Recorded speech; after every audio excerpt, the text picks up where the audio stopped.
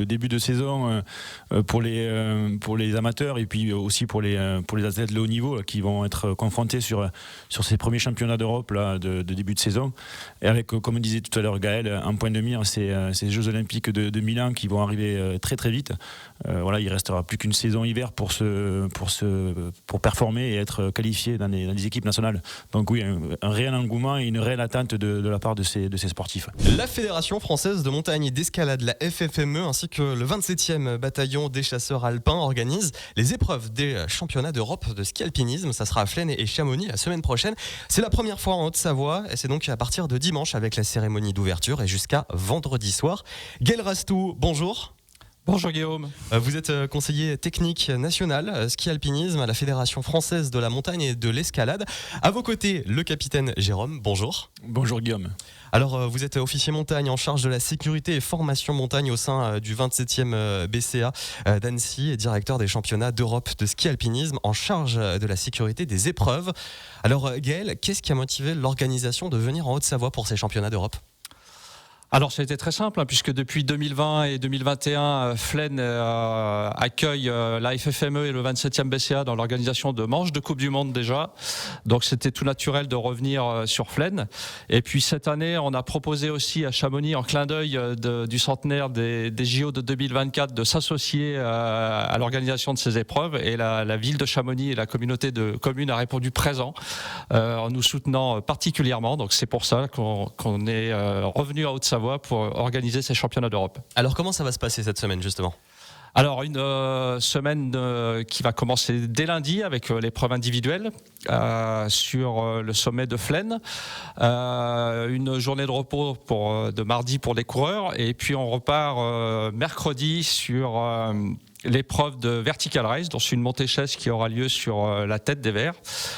Pour jeudi, s'orienter sur l'épreuve de sprint qui sera l'une des épreuves olympiques, donc sur le front de neige à Flaine, sur la pente à Jules. Et puis on partira sur Chamonix vendredi pour l'épreuve reine finale qui est le relais mixte, qui est aussi l'épreuve olympique et qui aura lieu sur le site des Planards. Ça sera donc toute la semaine prochaine. Vous retrouvez bien sûr le programme complet avec une première fois quand même ici en Haute-Savoie pour cette compétition européenne. Une première également dans le programme, l'ouverture sur les épreuves olympiques. Est-ce que vous pouvez nous raconter un petit peu ? Alors effectivement, on profite de ce moment pour mettre en avant le sprint et le relais mix qui seront les épreuves olympiques au JO de 2026 de Milano Cortina. Donc on a un petit focus là-dessus. On attend beaucoup de monde pour voir ces épreuves où nos athlètes français brillent. Voilà, donc je rappelle qu'à nos côtés, Gaël Rastou, il est conseiller technique national ski alpinisme à la Fédération française de la montagne et de l'escalade, la FFME, également capitaine Jérôme, officier montagne en charge de la sécurité et de la formation montagne au sein du 27e BCA. Alors j'en fais moi-même du ski de rando, d'autant plus à Chamonix. C'est quoi les critères pour un itinéraire d'un championnat ? Alors si on part sur l'individuel, effectivement, on a un parcours un petit peu alpin. Compte tenu des risques de la pratique sur une épreuve internationale, on minimise au maximum les risques. Donc on va rester sur le domaine skiable de la station de Flaine, sur le haut des Lindars et de l'Aube de Véran, avec effectivement des dénivelés et des parcours propres à chaque catégorie d'âge et chaque catégorie hommes et femmes. On sent vraiment une motivation, je m'adresse au capitaine, pour ce championnat, pour cette semaine qui arrive. Oui, tout à fait.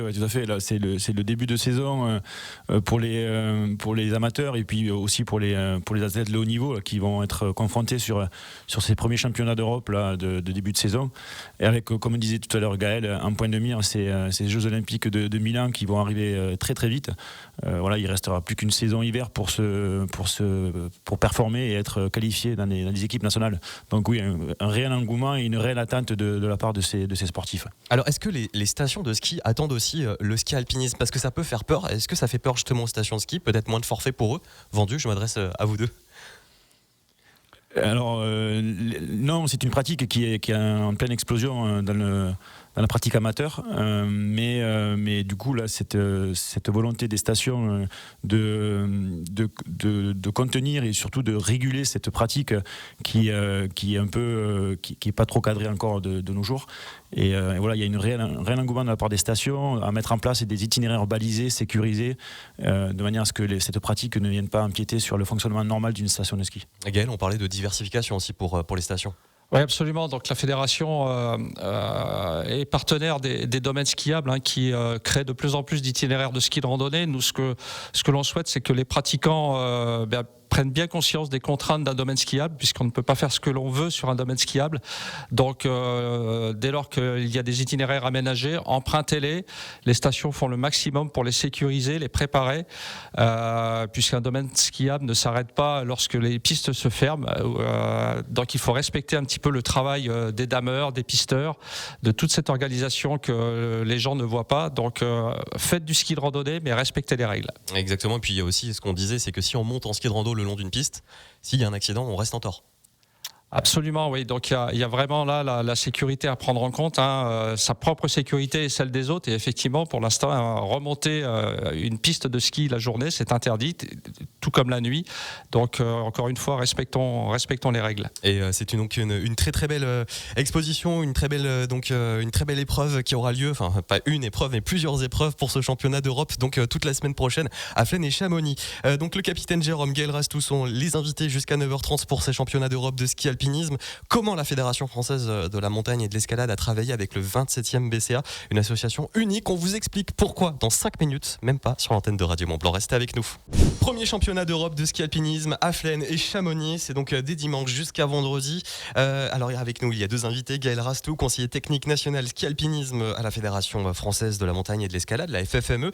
Et également le capitaine Jérôme, officier montagne en charge de la sécurité et de la formation montagne au sein du mythique 27e BCA, le bataillon des chasseurs alpins à Annecy, et directeur des championnats d'Europe de ski alpinisme en charge de la sécurité des épreuves.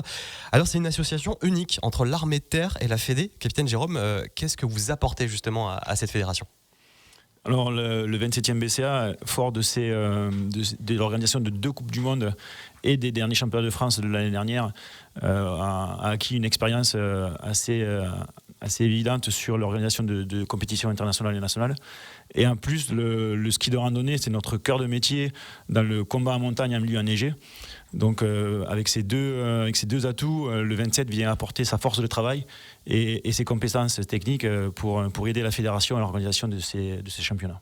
Un mot sur les athlètes qui vont participer justement au championnat ? Oui, alors les athlètes en particulier français, donc il y a 14 athlètes qui sont engagés sur les 4 épreuves. Ces athlètes, pour la moitié d'entre eux, ont la particularité de faire partie de l'équipe de France militaire de ski, donc l'armée de champions, que l'on retrouve dans d'autres disciplines de ski, le biathlon, l'alpin et d'autres encore. Et donc ces 7 athlètes, 4 filles et 3 garçons, vont participer à ces championnats d'Europe. Et la particularité de 2 d'entre eux, c'est qu'ils détiennent le gros globe de cristal de la saison passée, donc Emilie Arop chez les femmes et Thibaut Anselmé chez les hommes, qui sont les 2 meilleurs mondiaux actuels. Et il y a quelque chose qui s'appelle l'armée des champions. C'est quoi cette armée des champions ? L'armée des champions regroupe les meilleurs athlètes dans les disciplines nordiques, alpins et de ski en général. C'est une quarantaine d'athlètes, voilà, pour l'équipe de ski. Et donc ces athlètes sont en contrat avec l'armée. L'armée apporte le soutien financier, un cadre logistique qui permet à ces athlètes de s'épanouir ensuite dans la partie performance sportive. Et pour eux, après, vis-à-vis de l'armée, ils ont quelque chose, ils vous doivent quelque chose ou pas ? Alors ils nous doivent quelque chose, oui. Alors leur statut de militaire, parce que ce sont des militaires à part entière, ouais. Même s'ils ne portent pas le tri tous les jours comme un militaire lambda, ils restent militaires et à ce titre-là, donc ils ont des participations dans des activités militaires tous les ans, des stages de cohésion où ils permettent de se retrouver et d'échanger avec le vrai monde militaire, et ensuite de représenter l'armée au plus haut niveau et de porter les couleurs de la France sur les prochaines Olympiades, notamment de Milan. Exactement, donc c'est les Olympiades qui auront lieu en 2026. Il y a des épreuves donc, qui sont rentrées dedans de ce championnat européen. Il y a des enjeux du coup, vraiment. de gros enjeux, oui, bien sûr. Oui, la France, elle se positionne avec l'Italie notamment, qui est une nation directement concurrente, qui a un peu la même philosophie que les Français. Et donc, voilà, la France fait de gros efforts et la Fédération française de la montagne escalade pousse vraiment dans ce sens-là pour un recrutement de ces athlètes et la promotion de cette discipline. Alors, donc, est-ce qu'il y a des objectifs pour 2030 ? Est-ce que ces championnats d'Europe, alors oui, c'est une épreuve également pour 2026, pour les JO de Milan, mais est-ce que c'est aussi une porte ouverte vers 2030 ? Oui, bien sûr. Là, en 2026, les Olympiades de Milan seront les premières épreuves où le ski alpinisme sera représenté, avec le relais mixte et le sprint. Et effectivement, la France, qui devrait normalement, si tout se passe bien, être organisatrice des prochaines Olympiades de 2030, va porter au prix du CIO la reconduction de ces épreuves avec et peut-être une ouverture sur la troisième discipline qui serait l'individuel. Voilà. Donc pourquoi pas, on ne sait pas pour l'instant, mais pourquoi pas une épreuve de ski alpinisme en Haute-Savoie ? Alors là aussi, c'est un autre débat, mais effectivement, Flaine, donc quand je parle de Flaine, je parle de la station, de tout l'écosystème qui gravite autour, hein, le département, la région. Oui, pourquoi pas. Il y a beaucoup d'enjeux, c'est politique également, c'est trop tôt pour le dire. Trop tôt pour le dire, hein, tout à fait. Alors, l'armée des champions, bon, à part être très très très très très fort, on peut pas y rentrer comme ça, mais par contre au 27e BCA, comment on peut faire pour rentrer ? Alors déjà, ça ne nécessite pas de compétences particulières en montagne. Hein. Tout jeune qui souhaite venir s'engager auprès du 27e BCA doit faire la démarche auprès des centres d'information et de recrutement des armées qu'il y a dans toutes les grandes villes de France. Donc on peut venir de Bretagne, on peut venir du Nord-Pas-de-Calais, on peut venir du sud de la France et postuler au titre du 27e BCA. Donc là, effectivement, il y aura des sélections qui seront faites. Et ensuite, le jeune qui sera admis à venir rejoindre le 27 suivra donc un parcours un peu atypique puisqu'il va devenir chasseur alpin. Il passe par le MHM ? Et non, pas du tout. Pas du tout. Okay. Non, alors ça c'est pour les sous-officiers, donc c'est un recrutement un peu plus élevé qui nécessite le baccalauréat. Et là pour le coup, si on veut postuler et devenir sous-officier dans les troupes alpines, il faudra donc effectivement faire des tests de sélection qui sont très très durs à Chamonix, à l'UMHM, et peut-être à la clé un engagement sur un poste de sous-officier. Merci beaucoup. Je rappelle donc bien sûr ce premier championnat d'Europe de ski alpinisme, ça sera à Flaine et à Chamonix, c'est dès dimanche jusqu'à vendredi. Le programme complet à retrouver sur radiomontblanc.fr. Merci Gaël Rastou, vous êtes conseiller technique national pour le ski alpinisme à la Fédération française de la montagne et d'escalade. Merci. Et merci à vous, capitaine Jérôme, officier montagne en charge de la sécurité et formation montagne au sein du 27e BCA d'Annecy, directeur des championnats d'Europe de ski alpinisme en charge de la sécurité des épreuves. Très bon championnat, belle semaine. On vous souhaite plein de réussites et on souhaite plein de réussites également à tous les sportifs. Merci beaucoup. Merci Guillaume. Merci Guillaume, bonne journée.